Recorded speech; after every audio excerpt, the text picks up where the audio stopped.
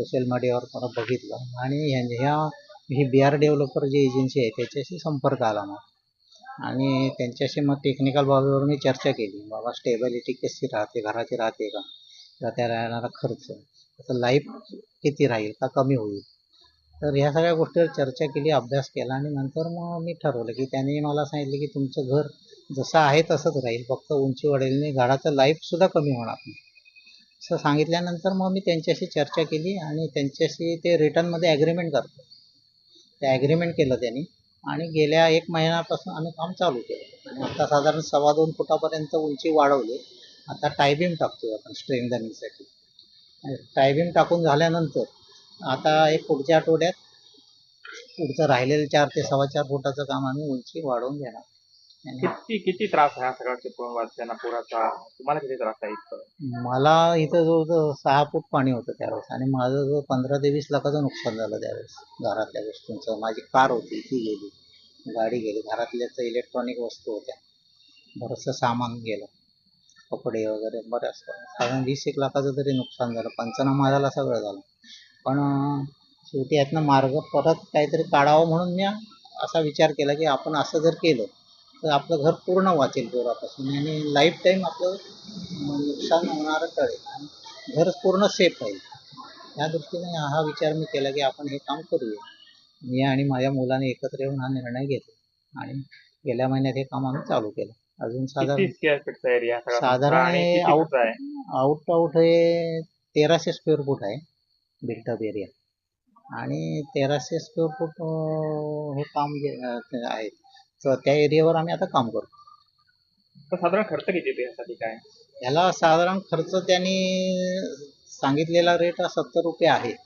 म्हणजे अप्रॉक्सिमेट साधारण 15 ते 20 लाख रुपये खर्च येईल असा अंदाज आहे. म्हणजे अजून आमचं काम चालू असल्यामुळे तसं फायनल जेव्हा होईल तेव्हाच कळेल की आपल्याला किती खर्च येतो. पण साधारण आम्ही टेंटेटिव्ह खर्च एवढा गृहीत धरलेला आहे की 15 ते 20 लाखाच्या आसपास येईल. टोटल किती स्क्वेअर फीट आहे total? 1300 square foot. Mumbai Goa हायवेमुळे काय झालं, हायवेची उंची वाढली आणि लोकांचे जे घरं आहेत ती थोडी खाली गेली, म्हणजे रोड लेवलच्या खाली गेली. त्यामुळे असं बऱ्याच ठिकाणी आपल्याला फिरताना दिसतं. मग त्यांना हा चांगला एक पर्याय आहे किंवा पाहिजे त्या उंचीला रोड लेवलला किंवा रोड लेवलच्या उंचीला 4 फूट 5 फूट किंवा अगदी 10 फुटापर्यंत ते घराची उंची वाढवून आपण घर सुरक्षित करू शकतात. किती दिवस वेळ लागेल यासाठी? किती दिवस? साधारण आमचं जे ॲग्रीमेंट झाले त्याने मला 2 महिन्याची मुदत दिली की 2 महिन्यामध्ये ते त्यांचं काम पूर्ण करून घेतात आणि त्या पद्धतीनं कामाचा प्रगती चालू आहे सध्या. होईल साधारण 15 जानेवारीच्या आसपास ते काम पूर्ण होईल असं अपेक्षित आहे.